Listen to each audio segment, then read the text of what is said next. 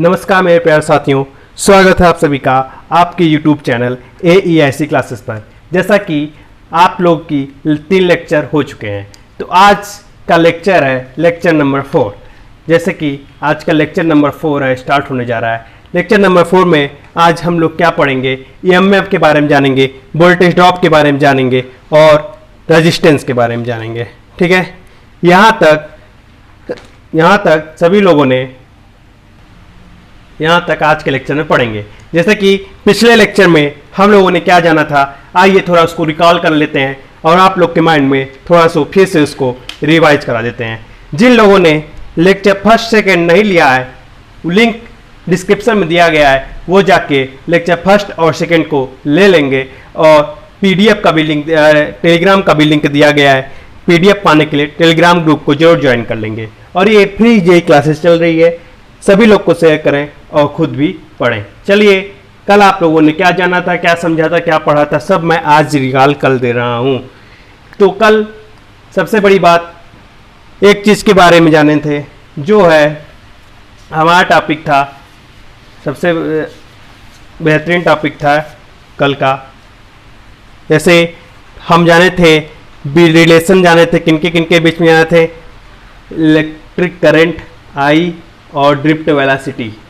Electric current और drift velocity के लिए इलेक्ट्रिक करंट यानी आई और VD के बीच में रिलेशन जाने थे, यानी ये ड्रिफ्ट वेलोसिटी है VD और आई। तो क्या रिलेशन निकला था, आई बराबर में निकला था NE/A/VD। तो यहाँ पे इसका ये N और E और A कांस्टेंट है, तो प्रोपोर्शनल हो जाएगा VD के, यानी करंट क्या है VD के प्रोपोर्शनल होता है, ड्रिफ्ट वेलोसिटी के प्रोपोर्शनल होता है, अनुक्रमानुपाती होता है। और एक बहुत बड़ी बात और भी जाने थे करंट के बारे में, टाइप्स ऑफ करंट के बारे में जाने थे। तो करंट कितने प्रकार के होते हैं, AC, DC एंड वायरेज। AC करंट में क्या होता है, मैग्नीट्यूड और उनका डायरेक्शन समय के साथ पर, एक निश्चित समय के साथ पर निश्चित दर पर बदलता रहता है। लेकिन DC करंट क्या होता है, DC करंट का मैग्नीट्यूड नहीं चेंज होता है, ना ही कुछ भी चेंज नहीं होता समय के साथ, इसलिए DC करंट का फ्रीक्वेंसी जो होता है 0 होता है। फ्रीक्वेंसी कितनी होती है DC करंट की, 0 होती है। और AC करंट की कितनी फ्रीक्वेंसी होती है, मैंने बताया था 50 हर्ट्ज होती है। ठीक है, इसका डायरेक्शन और मैग्नीट्यूड समय पर परिवर्तन होते रहते हैं। समझिए आप लोग, यहाँ तक ये कल की क्लास में जाने थे। और एक बात जाने थे कल की क्लास में करंट डेंसिटी के बारे में। करंट डेंसिटी को क्या करते हैं हम लोग, J से व्यक्त करते हैं। ठीक है, ये J बराबर क्या होता है, I/A, यानी current per unit area. J का मतलब यही है। ठीक है, इकाई क्षेत्रफल में उपस्थित धारा को धारा घनत्व कहते हैं, करंट डेंसिटी कहते हैं। करंट डेंसिटी का मात्रक क्या होता है, एम्पियर पर मीटर स्क्वायर होता है। ठीक है, ये कल की क्लास में पढ़ा गया था। जिन लोगों ने नहीं देखा है वो जाके बिल्कुल भी घबराया नहीं, नीचे डिस्क्रिप्शन में लिंक दिया गया है, जाके दोनों क्लास जरूर देख लें, फिर तीसरी क्लास पर आए, अरे चौथी क्लास पर। ये लेक्चर थर्ड है, सॉरी लेक्चर थर्ड है, मैंने 4th लिख दिया है यहाँ पे। ठीक है, तीसरी क्लास में तभी आए। तो ये हो गया।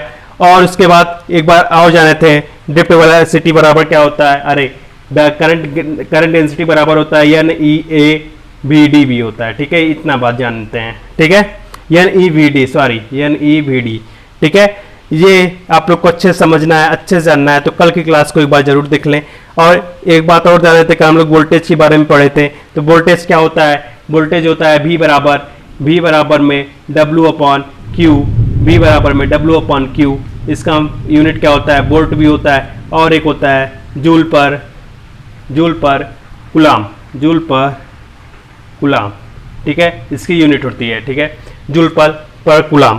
तो यहाँ पे इलेक्ट्रिक पोटेंशियल क्या था, कोई चीज़ है जैसे अनंत परिस्थित है मतलब इन्फाइनाइट पर। मान लीजिए ये कोई पॉइंट B है और ये कोई पॉइंट A है। ये पॉइंट B कहाँ पर है, अनंत पर है, और यहाँ पे पॉजिटिव चार्ज है। पॉजिटिव चार्ज को इस पॉइंट से लाना है, कहाँ पे A तक लाना है, इस बिंदु तक लाना है। ठीक है, तो इस पॉइंट चार्ज को कैसे लाना है, जितना अनंत से, जैसे पॉजिटिव यूनिट चार्ज अनंत पर स्थित है, यहाँ से यहाँ तक लाने में विद्युत क्षेत्र के विपरीत कार्य जो किया जाएगा उसे क्या कहते हैं, B कहते हैं, यानी पोटेंशियल कहते हैं, इलेक्ट्रिक पोटेंशियल। इसको मैं बहुत अच्छी तरीके से समझाया हूँ आपको पिछली क्लास में। ठीक है, जरूर देख लें। ठीक है, तो यहाँ पे विद्युत क्षेत्र के विपरीत कार्य किया जाएगा। ठीक है, और मैंने बताया था पॉजिटिव वर्क होगा तो विद्युत क्षेत्र के विपरीत होगा।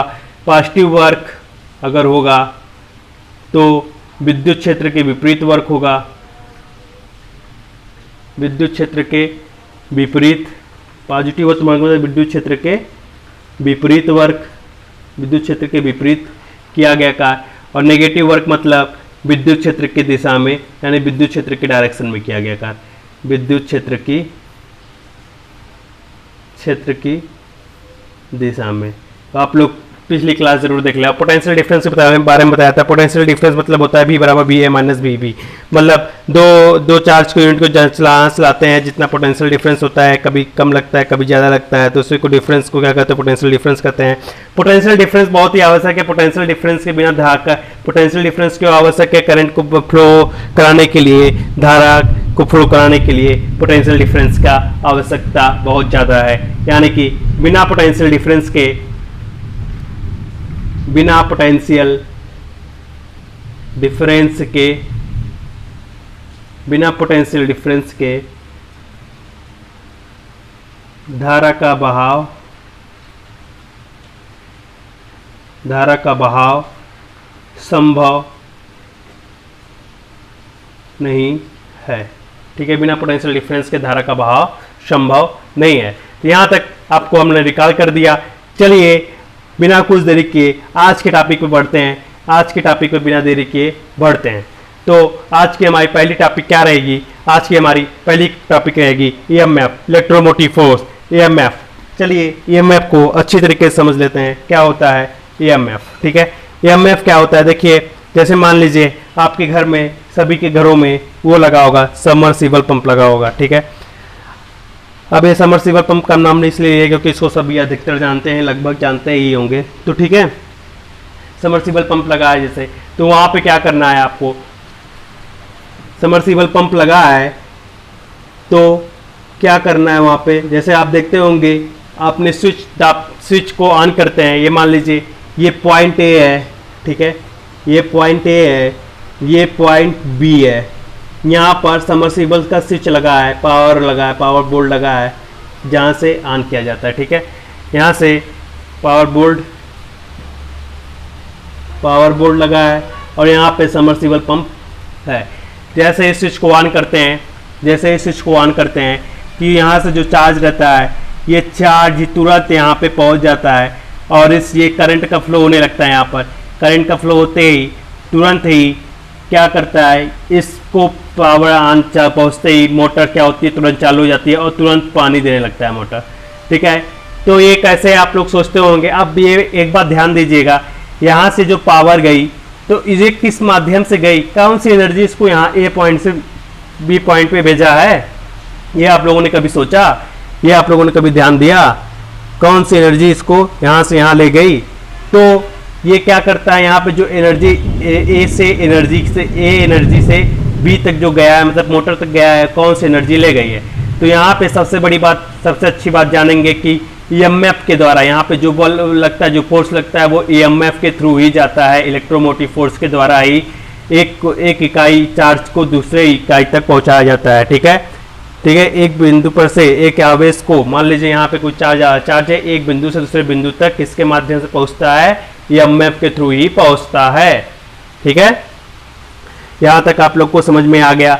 अब मान लीजिए जैसे कोई बैटरी है, ठीक है, मान लीजिए कोई सर्किट है, अब उसमें बैटरी हम लगा देते हैं, तो वो सर्किट से जो करंट फ्लो होगा, जो वोल्टेज फ्लो होगा, वो किसके माध्यम से होगा? कौन सा बल लग रहा है वहाँ पे? ईएमएफ लग रहा है, इलेक्ट्रोमोटिव फोर्स लग रहा है। समझ गए? क्या क्या करता है, प्रत्येक यूनिट चार्ज को, प्रत्येक कूलम्ब चार्ज को क्या करता है, एक बिंदु से दूसरे बिंदु तक भेजता है। ठीक है, यह प्रत्येक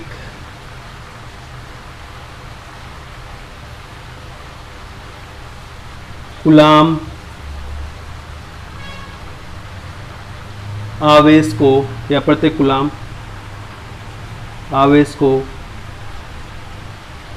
एक बिंदु से दूसरे बिंदु तक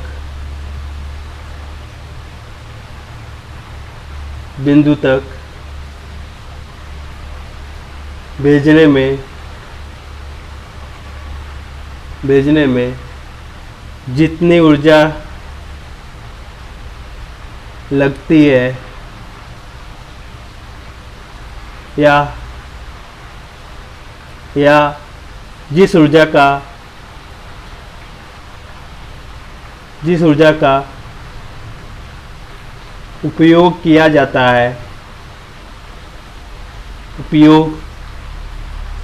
जाता है उसे ही ईएमएफ कहते हैं, यानी कि विद्युत वाहक बल के नाम से जानते हैं, बल कहते हैं।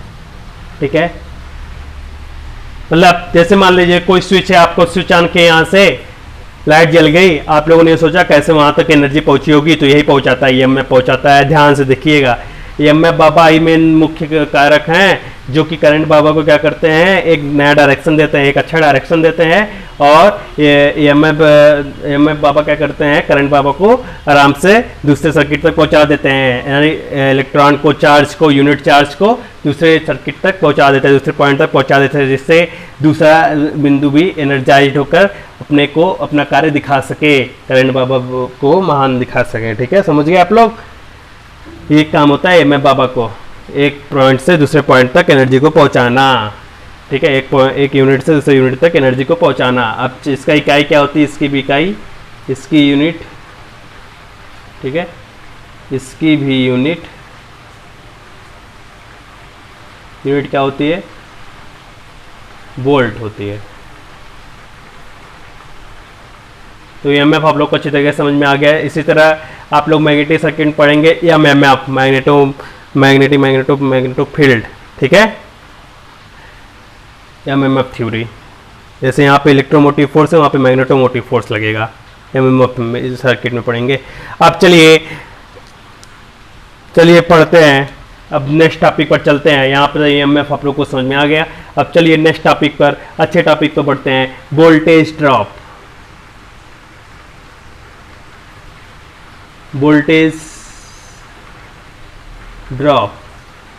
अब वोल्टेज ड्रॉप क्या है, अब इसको अच्छी तरीके से समझते हैं, इसी तरह इसको अच्छी तरीके से जानते हैं।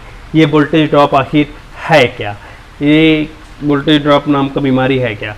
तो वोल्टेज ड्रॉप देखिए, सिर्फ रेजिस्टेंस से इसका नहीं मतलब होता है, ये तीनों पैसिव एलिमेंट के लिए, जैसे इंडक्टर के लिए भी वोल्टेज ड्रॉप होता है, एल के लिए भी वोल्टेज ड्रॉप होता है, इंडक्टर के लिए, कैपेसिटर के लिए और रेजिस्टेंस के लिए भी। तो वोल्टेज ड्रॉप क्या होता है, तो यहाँ पे समझिएगा आप अच्छी तरीके से। मान लीजिए ये कोई रेजिस्टेंस है, या ये कोई रेजिस्टेंस है, ठीक है, ये कोई रेजिस्टेंस है, यहाँ पे करंट आई दे दिए, तो यहाँ पे पूछ रहा है वोल्टेज ड्रॉप क्या होगा। तो यहाँ पे वोल्टेज ड्रॉप आपको सिंपल से हो जाएगा, रेजिस्टेंस की केस में बी आर बराबर आई आर वोल्ट या आई आर वोल्ट हो जाएगा। यहाँ तक तो समझ में आ गया आप लोग को। और यहाँ पर कैपेसिटर की केस में, ये रजिस्टर की केस में था, अब आइए इंडक्टर की केस में देख लेते हैं। इंडक्टर की केस में सिर्फ आप लोग को जेई बनना है, तो सिर्फ आप लोग को टॉपिक रूल बताया जा रहा है, जिससे जितना आप लोग को जरूरत है सिर्फ उतना बताया जा रहा है। इसका निगमन भी होता है लेकिन इतना जरूरी नहीं है अभी, ठीक है। आइए अब इंडक्टर की केस में, ये कोई इंडक्टर है, ठीक है, ये आई है, ये एल है, ठीक है।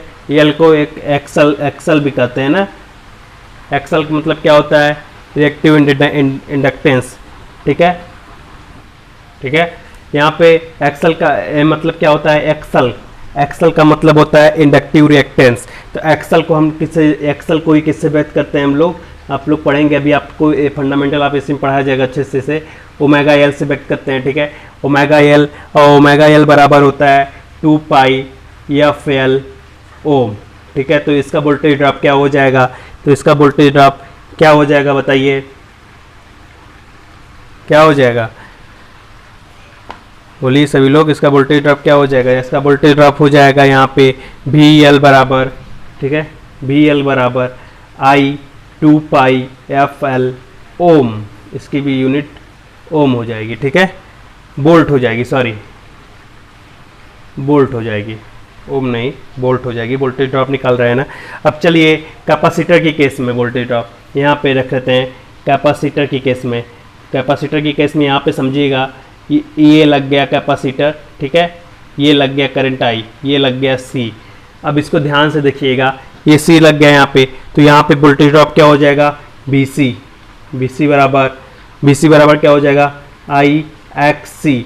इसे ही एक्सी से व्यक्त करते हैं, और एक्सी को हम लोग एक चीज़ और जानते हैं, एक्सी को एक चीज़ से हम लोग और जानते हैं, 1/, एक्सी को ही बी सी बराबर एक्स 1/, आई 1/, 2 पाई एफ सी होता है, ठीक है, ओमेगा सी 1/, ओमेगा सी हो जाएगा, और 1/, ओमेगा सी, ये एक्स सी की वैल्यू मैं बता रहा हूँ, और यहाँ पे हो जाएगा 1/2 पाई एफ सी। तो बी सी बराबर हो जाएगा आई अपॉन में 2 पाई एफ सी वोल्ट। ये हो गया कैपेसिटर की केस में वोल्टेज ड्रॉप, ठीक है। तो आप लोग को आई होप यहाँ तक समझ में आया होगा। ईएमएफ क्या काम करता है, ईएमएफ करता है एक पॉइंट से दूसरे पॉइंट तक एनर्जी को भेजने में कार्य करता है। किसके थ्रू जाता है, ईएमएफ के थ्रू जाता है। आप लोगों ने वोल्टेज ड्रॉप पढ़ लिया। वोल्टेज ड्रॉप रजिस्टर के केस में क्या होगा, आई आर वोल्ट होगा, और इंडक्टर के केस में क्या होगा, आई 2 पाई एफ एल कर लीजिए या आई एक्सएल कर लीजिए, ठीक है। एक्सएल क्या होता है, कैपेसिटिव इंडक्टेंस है, कैपेसिटिव इंडक्टेंस है, और एक्सी क्या है, कैपेसिटिव रिएक्टेंस है, ठीक है। और उसके बाद बीसी क्या होगा, कैपेसिटर के वोल्टेज ड्रॉप क्या होगा, कैपेसिटर के केस में आई/2 पाई एफ सी कर दीजिए, या तो आई एक्सी कर दीजिए। एक्सी की वैल्यू यही होती है। यहाँ पे आप लोग, यहाँ तक आप लोग को तो समझ में आ गया होगा।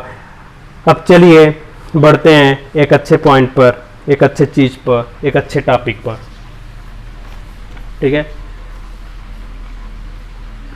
एक अच्छे टॉपिक पर बढ़ते हैं, तो क्या है वहाँ पे एक अच्छा टॉपिक क्या रहेगा आज का?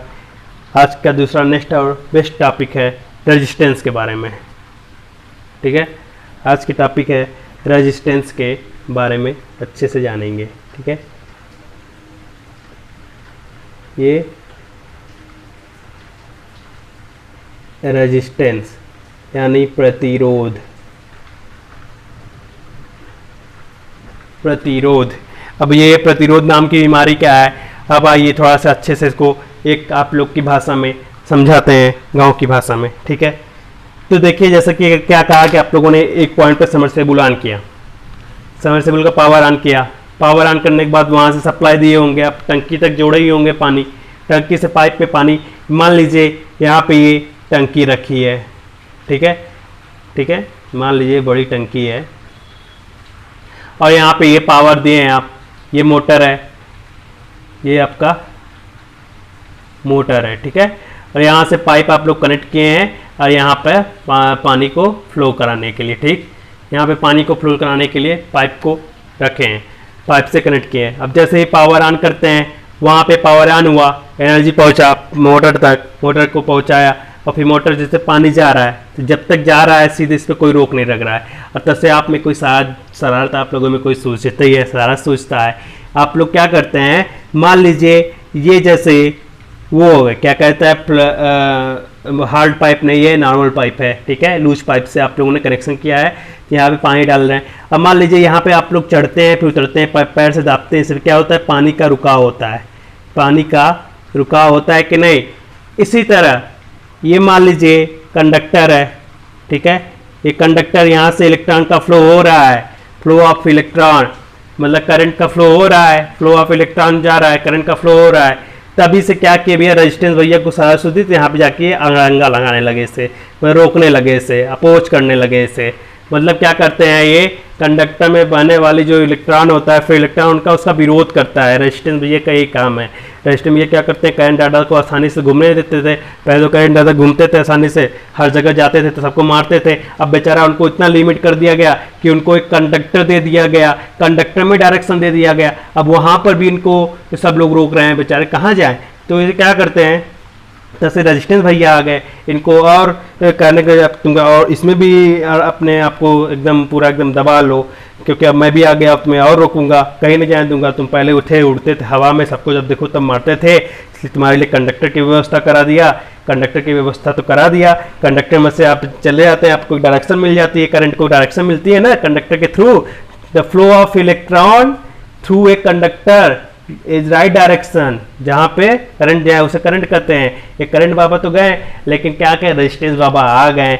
भैया करंट बाबा जितना सुधरे थे अब उनको और दबा रहे हैं, आप सीधे हो गए ना, क्या करेंगे, करंट बाबा दबते चले जाएंगे। तो रेजिस्टेंस बाबा आ गए, रेजिस्टेंस बाबा इनको रोकने लगे। तो भैया क्या सिंपल सी बात है, मार्ग में रुकावट पैदा, कष्ट के लिए खेद है, रेजिस्टेंस बाबा करंट वापस कर दिए। कर फिर करंट बाबा बोले कि ठीक है भैया, तो वही जीते हम ही दाब लो।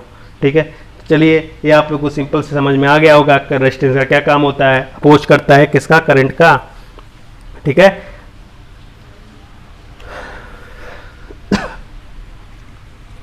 क्या कहता है, यह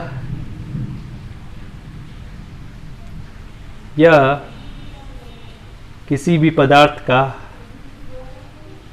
यह रेजिस्टेंस किसी पदार्थ का, किसी भी पदार्थ का वह गुण होता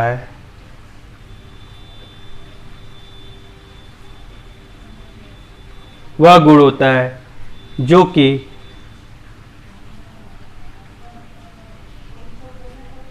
उसमें बहने वाले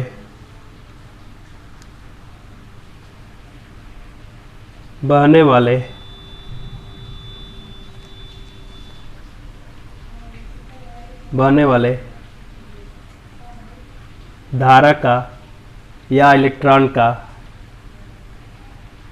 फ्री इलेक्ट्रॉन, मुक्त इलेक्ट्रॉन, भैया यहाँ पे ब्रैकेट में लिख जाए, फ्री इलेक्ट्रॉन का विरोध करता है। ठीक है, यह किसी पदार्थ का वह गुण होता है, किसी भी कंडक्टर का वह गुण होता है जैसे फ्लो ऑफ इलेक्ट्रिक करंट, यानी इलेक्ट्रिक करंट का, बहने वाली इलेक्ट्रिक करंट का विरोध करता है, अपोज करता है। It is oppose of electric current flow of electron in a circuit. ठीक है, कोई भी सर्किट है, देखो भैया कोई भी सर्किट है, उसमें प्रतिरोध लगा दीजिए और प्रतिरोध क्या करता है, उस धारा को बहने का विरोध करता है। ठीक है, धारा का विरोध करता है। तो क्या करता है, यही हमारा क्या है, रेजिस्टेंस है। समझ गए होंगे सभी लोग यहाँ तक। अब रेजिस्टेंस भैया को यहाँ तक तो समझ लिए सभी लोग। अब आइए रेजिस्टेंस को किससे व्यक्त करते हैं, लेकिन ये किस कंडीशन में होता है, ये रेजिस्टेंस भैया किस में करंट रोक सकते हैं, जैसे डीसी करंट पे रोकते, डीसी कंडीशन में होता है, डीसी करंट को रोकते हैं। ठीक है, डीसी करंट का विरोध करते हैं, ऐसे करंट का नहीं, क्योंकि ऐसे में तो आर एल सी दोनों में होता है। कंडीशन क्या रहेगी, डीसी करंट होगा, वहाँ पे तीनों सर्किट होते हैं आर एल सी, समझ गए। यहाँ पे डीसी कंडीशन में मैं कितनी बार करता हूँ, ये रेजिस्टेंस किस में रुकेगा, डीसी कंडीशन में। अब चलिए बढ़ते हैं, इनके रेजिस्टेंस को किससे व्यक्त करते हैं, रेजिस्टेंस बाबा को किससे व्यक्त करते हैं, रेजिस्टेंस बाबा को आर से व्यक्त करते हैं। और इनकी एक यूनिट होती है, इनका एक फार्मूला है, आर बराबर रो में एल अपॉन ए ओम, रो में एल अपॉन ए ओम, इसकी यूनिट होती है ओम, यानी इसकी यूनिट क्या होती है, ओम होती है। आर बराबर रो में एल अपॉन ए ओम। ठीक है, यहाँ तक सबको समझ में आ गया होगा, आई होप। ठीक है, रेजिस्टेंस बाबा काम समझ में आ गया। बहुत लोगों को आउट पैदा करते हैं, रेजिस्टेंस बाबा का करंट बाबा को और दबा दिए और रोकने लगे उनको, फ्री इलेक्ट्रॉन्स को दाब दिए। ठीक है, अब चलिए बढ़ते हैं, यहाँ पे एक और चीज़ के बारे में जानते हैं, क्या होता है रो बराबर, क्या होता है यहाँ पे रो बराबर होता है स्पेसिफिक रेजिस्टेंस, यानी विशिष्ट प्रतिरोध, स्पेसिफिक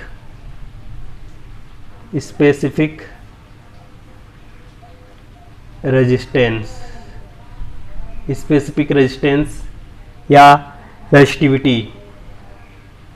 ठीक है, रेजिस्टिविटी यानी कि प्रतिरोधकता। ठीक है, प्रतिरोधकता। ठीक, अब भैया ये हो गया, तो रो का प्रतिरोधकता हो गया। अब इसको बारे में भी और अच्छे से जानेंगे, स्पेसिफिक रेजिस्टेंस के बारे में। चलिए इससे अच्छा और आगे बढ़ते हैं और जानते हैं इसके बारे में थोड़ा सा और। ये क्या होता है, हमारा रेजिस्टेंस किस पर निर्भर करता है, रेजिस्टेंस आर प्रोपोर्शनल टू, देखिएगा आर प्रोपोर्शनल टू रो, यानी ये स्पेसिफिक रेजिस्टेंस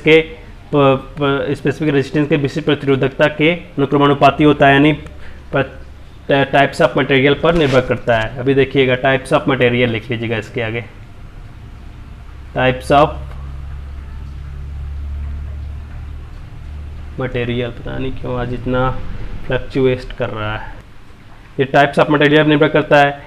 और रो आर किसके लंबाई के निर्भर करता है, लंबाई के समानुपाती होता है। और आर किसके व्युत्क्रमानुपाती होता है, एरिया के व्युत्क्रमानुपाती होता है। ठीक है, तो ये एक सिंपल से परिभाषा में लिख दीजिए। प्रतिरोध क्या करता है, टेम्परेचर क्या करता है, रेजिस्टेंस पर निर्भर करता है, रेजिस्टिविटी पर निर्भर करता है, तापमान पर निर्भर करता है, लंबाई पर निर्भर करता है, क्षेत्रफल पर भी निर्भर करता है, और ये फ्रीक्वेंसी पर भी निर्भर करता है। Resistance depends on frequency. यहाँ तक समझ में आ गया सबको कि नहीं समझ में आया? अगर समझ नहीं आया तो बता दीजिए, फिर से समझा दे। चलिए फिर से समझा देते हैं। रेजिस्टेंस का क्या काम होता है, करंट में रोकता है। फिर उसके बाद आर बराबर रो एल अपॉन ए होता है। और यहाँ पे किससे हम व्यक्त करते हैं, आर बराबर rho L upon A. R resistivity पर निर्भर करता है, टेम्परेचर पर निर्भर करता है, और सब अब आपको पता चल गया क्या क्या होता है। तो चलिए अब इससे आगे बढ़ेंगे, इससे आगे क्या जानेंगे। आज के लिए इसके आगे की टॉपिक क्या है, तो ध्यान से समझिएगा आज की टॉपिक। ठीक है, तो रेजिस्टेंस किस पर निर्भर करता है, फ्रीक्वेंसी पर भी निर्भर करता है। ठीक है, एक बात और समझ लीजिए, रेजिस्टेंस किस पर निर्भर करता है, फ्रीक्वेंसी पर निर्भर करता है। डीसी कंडीशन में, डीसी करंट में मैं बता रहा हूँ, डीसी करंट में अगर डीसी करंट है, ठीक है, डीसी है, तो अगर एफ बराबर 0 है तो वहाँ पे करंट का मान बढ़ेगा और रेजिस्टेंस का मान घटेगा। अगर करंट का मान बढ़ा तो रेजिस्टेंस का मान घटा। अगर ये एसी है, ठीक है, एफ कितने हर्ट्ज में बताया हूँ, फ्रीक्वेंसी कितनी होगी, 50 हर्ट्ज होगी। तो यहाँ पे सबसे बड़ी बात, एसी एफ आई का मान घटेगा तब रेजिस्टेंस का मान बढ़ेगा। ये फ्रीक्वेंसी पर निर्भर करता है। R proportional to F, temperature पर भी निर्भर करता है, आर प्रोपोर्शनल टू टी यानी टेम्परेचर। ठीक है, यहां तक सबको समझ में आ गया। अब देखिएगा, अब आते हैं स्पेसिफिक रेजिस्टेंस के बारे में। जैसे मैं बताया ना रेजिस्टिविटी, चलिए नेक्स्ट हेडिंग में बढ़ते हैं। स्पेसिफिक रेजिस्टेंस यानी रेजिस्टिविटी क्या है, रेजिस्टिविटी, रेजिस्टिविटी। ठीक, रेजिस्टिविटी को किससे रिप्रेजेंट करते हैं, रो से। अब ये देखिएगा, रो हम लोग जानते हैं कि आर बराबर क्या होता है, रो एल अपॉन में ए होता है। तो यहाँ पे क्या हो जाएगा, रो बराबर क्या हो जाएगा, आर में डॉट में एल अपॉन में ए। अब ये आर आ गया, हम जानते हैं रेजिस्टेंस का मात्रक क्या होता है, ओम होता है भैया, और एल का मात्रक क्या होता है, मीटर होता है भैया, और अपॉन में ए का मात्रक क्या होता है भैया, मीटर स्क्वायर होता है भैया। तो यहाँ पे काट दिए। ठीक है, तो क्या हो गया, रो का मात्रक क्या हो जाएगा, रेजिस्टिविटी का मात्रक हो जाएगा ओम मीटर। ठीक है, यहाँ तक हम आप लोग को समझा दिए पूरा ओम पर मीटर। ठीक, अब भैया चलिए आगे बढ़ते हैं और समझते हैं थोड़ा। ठीक है, यहाँ पे आप लोग को समझ में आ गया। ठीक है, एक यहाँ पे गड़बड़ हो गया, यहाँ पे जब ये बदला तो ये भी बदलेगा ना भाई, इसका तो ध्यान तो दिया ही नहीं। ए अपॉन में एल हो गया, ये मीटर स्क्वायर है यहाँ पे। ठीक है, और ये एम रहेगा, तो एक एम से एम कट गया, तो यहाँ पे ओम मीटर हो जाएगा। ठीक है, ए अपॉन में एल हो जाएगा, ओम मीटर यूनिट ऑफ रेजिस्टिविटी। ठीक है, यहाँ तक आप लोग को सभी लोग को समझ में आ गया। ठीक है, अब ये एक चीज की कंडीशन लिख लीजिएगा, इसका कंडीशन, रेजिस्टिविटी का कंडीशन लिख लीजिएगा, स्पेसिफिक रेजिस्टेंस का। यह पहला इसका कंडीशन रहेगा, क्या रहेगा पहला कंडीशन, यह टाइप्स ऑफ मटेरियल पर निर्भर करता है। ठीक है, यह टाइप्स ऑफ मटेरियल पर, यह टाइप्स ऑफ मटेरियल पर निर्भर करता है। दूसरा क्या है, यह टेम्परेचर पर बहुत कम निर्भर करता है, टेम्परेचर पर बहुत कम निर्भर करता है। तो आज की टॉपिक तो कंप्लीट हो गई है। एमएफ के बारे में जान लिया, रेजिस्टेंस के बारे में जान लिया, और रेजिस्टिविटी के बारे में भी आप लोगों ने जान लिया। ठीक है, तो चलिए एक चीज, एक कंडीशन और समझते हैं। आज ही समझ लेते हैं, पूरा थोड़ा जान लेते हैं, कहाँ है क्लास, थोड़ा और टॉपिक पढ़ लेते हैं। ठीक है, यहाँ पे चलिएगा, कंडक्टेंस के बारे में जानते हैं, एक और टॉपिक के बारे में, ठीक है।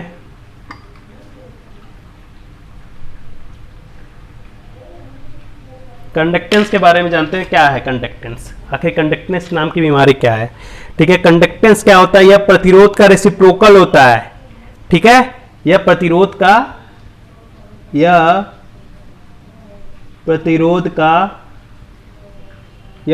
का रेसिप्रोकल होता है। इसे किससे व्यक्त करते हैं, इसे कैपिटल जी से व्यक्त करते हैं। और ठीक है, तो यहां पे देखिएगा क्या करता है हमारा रेजिस्टेंस, क्या करता है, अपोज करंट, यानी करंट का क्या करता है, अपोज करता है, उसका विरोध करता है। लेकिन यह क्या करेगा, जी क्या करेगा, जी हमारा क्या करेगा, करंट फ्लो होने के लिए उसका अच्छा चालक बनेगा। कंडक्टेंस मतलब करंट इससे आसानी से जा सकता है, मतलब करंट को आसानी से प्रवाह करने के लिए इंडसमेंट करेगा, इंडसमेंट टू करंट फ्लो करेगा, कंडक्टर ये करता है, ठीक है। ये कंडक्टर का काम होता है। और एक बात, जी बराबर क्या होता है, जी बराबर में 1 में आर होता है, ठीक है, आर होता है। और इसकी यूनिट क्या होती है, महो होती है, और इसे महो, ठीक है। और इसकी एसआई यूनिट क्या होती है, एसआई यूनिट कंडक्टेंस क्या होती है, महो होती है, ठीक है। ये ओम का उल्टा होता है, स्पेल्ड बैकवर्ड है, ठीक है। और इसके बाद इसको प्रैक्टिकली इसे एक और चीज से नाम से जाना जाता है, इसकी एक और यूनिट होती है सीमेन, ठीक है। इसे सिंबल एस से भी व्यक्त करते हैं, और इसके 1/r हो गया, और एक इसकी यूनिट होती है सीमेन, ठीक है। यहां तक साइमन या साइमन, ठीक है। कंडक्टर ओम के लॉ जार साइमन ओम ने किया था, जार साइमन ओम है साइमन, ठीक है। इसे यस से भी व्यक्त करते हैं। कंडक्टेंस का यहाँ तक का आप लोग समझ में आ गया। रेजिस्टेंस पढ़ लिए, कंडक्टेंस पढ़ लिए, रेजिस्टिविटी पढ़ लिए। रेजिस्टेंस क्या होता है, करंट का विरोध करता है, अपोज करता है। ईएमएफ का करता है, एक पॉइंट से दूसरे पॉइंट तक एनर्जी को पहुंचाता है। मैं रिकॉल कर रहा हूँ, फिर से सुनिए ध्यान से। रेजिस्टेंस क्या करता है, रेजिस्टेंस होता है आर बराबर रो एल अपॉन में ए होता है। रेजिस्टेंस हमारा रेजिस्टिविटी पर निर्भर करता है, लंबाई पर निर्भर करता है, टेम्परेचर पर निर्भर करता है, और एरिया के व्युत्क्रमानुपाती होता है। और रेजिस्टेंस है फ्रीक्वेंसी पर भी निर्भर करता है। अगर डीसी में फ्रीक्वेंसी 0 है तो वहाँ पे आई का मान बढ़ेगा और रेजिस्टेंस का मान घटेगा। अगर फ्रीक्वेंसी में फ्रीक्वेंसी का मान 50 हर्ट्ज है तो आई का मान घटेगा और रेजिस्टेंस का मान बढ़ेगा। रेजिस्टिविटी क्या होती है, रेजिस्टिविटी होती है आर बराबर रो एल अपॉन में ए होता है। तो रो बराबर क्या हो जाएगा, आर डॉट ए अपॉन में एल, ठीक है। तो रो बराबर हो जाएगा ओम, आर का मात्रक ओम होता है, और ये एल ए का मात्रक मीटर स्क्वायर होता है, यहाँ पे एम होता है। तो वो मीटर या रेजिस्टिविटी क्या होती है, यह टाइप्स ऑफ मटेरियल पर निर्भर करता है। और दूसरा क्या हो जाएगा, टेम्परेचर पर बहुत कम निर्भर करता है। कंडक्टेंस क्या होता है, यह रेजिस्टेंस का उल्टा होता है, व्युत्क्रमानुपाती होता है। जैसे करंट क्या करता है, रेजिस्टेंस क्या करता है, अपोज करता है। और वैसे करंट कंडक्टेंस क्या होता है, एक कंडक्टर प्रोवाइड कर जिसमें करंट का फ्लो आसानी से हो सके, इंडसमेंट करता है, ठीक है। एसआई यूनिट क्या होती है, यह कंडक्टेंस की होती है, और इसे उल्टा एम से उल्टा ओम देखिएगा साइमन। और एक और यूनिट होती है, इसे एक और चीज़ से व्यक्त करते हैं, कंडक्टेंस को एस से भी रिप्रेजेंट करते हैं, और इसका मात्रक होता है साइमन, ठीक है। यहाँ तक आप लोग समझ लिए होंगे। तो आज के लिए बस इतना ही टॉपिक रहेगा, और आप सभी लोगों से एक अनुरोध है, निवेदन है, विनती है कि आप लोग इसको ज़्यादा से ज़्यादा सभी लोग तक पहुँचाएँ। फ्री क्लासेस आप जेई की चल रही है, तो कृपया इससे मजाक मिनल लें, पढ़ लीजिए, कुछ नहीं चाहिए आप लोगों को, बस शेयर कर दीजिएगा, लाइक कर दीजिएगा, कमेंट कर लीजिएगा। और कुछ नहीं, फ्री में पढ़ा रहे, मेहनत लगती है पढ़ाने में, आप ही लोग के लिए सोच के पढ़ा रहे हैं, लेकिन आप लोग कुछ कदर ही नहीं, कोई दिक्कत नहीं, मैं पढ़ाते रहूँगा, देखते हैं कौन नहीं पढ़ता है। जिनको आना होगा वो पढ़ेंगे, जिनको नहीं पढ़ना होगा उन्हें कोई बात नहीं, हम हमेशा पढ़ाते रहेंगे, पढ़ना तो नहीं छोड़ेंगे। चलिए एक बात और, टेलीग्राम चैनल को लाइक करें, सब्सक्राइब करें, और वो टेलीग्राम चैनल का भी सब्सक्राइब करें जाके। पीडीएफ दिया गया है नीचे डिस्क्रिप्शन में, लिंक दिया गया है टेलीग्राम का। और दोनों क्लासेस पहले ले लेक्चर 1 और लेक्चर फर्स्ट और लेक्चर सेकेंड, फिर जाके तभी थर्ड पे आइएगा। थर्ड पढ़ेंगे डायरेक्ट है तो समझ में कहाँ से आएगा। तो सभी टॉपिक एक दूसरे जुड़े हैं, अभी तो कुछ नहीं चल रहा है, अभी सिर्फ बेसिक चल रहा है, आगे तो और मज़ा आएगा। जिस दिन थ्योरम वोरम पढ़ाना शुरू करेंगे ना, उस दिन एकदम अलग कर देंगे आप लोग को, एकदम जेई का निचोड़ बेसिक इलेक्ट्रिकल आप लोग की जुबान पे रहेगी। चलिए धन्यवाद, आज के लिए इतना ही।